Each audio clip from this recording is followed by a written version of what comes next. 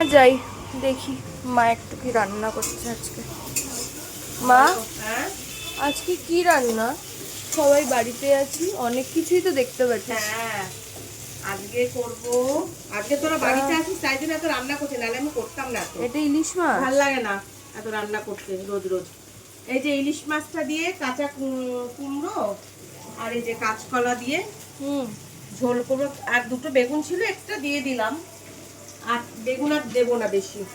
এটা দিয়ে ইলিশ মাছের ঝোল করব। আর এটা ভাজা। আচ্ছা লেজা আর দুটো ঘাড়া আছে, দুটো লেজা দুটো ঘাড়া দিয়ে ভেজে নেবো। আর এটা হচ্ছে কাচকি মাছ, আমাদের ভীষণ প্রিয় মাছ। তুই তো খাবি না, এই যে এখানে চচ্চড়ি করছি।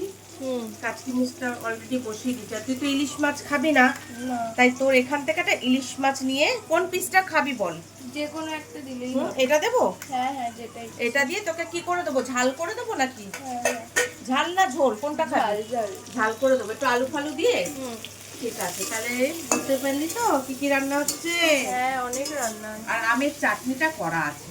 ঠিক আছে, এটা একদম ঝাল ঝাল করে করবো। তুই তো খাবি না, না তাই জন্য এটা একদম ঝাল ঝাল করে লাল লাল করে এটাকে করব।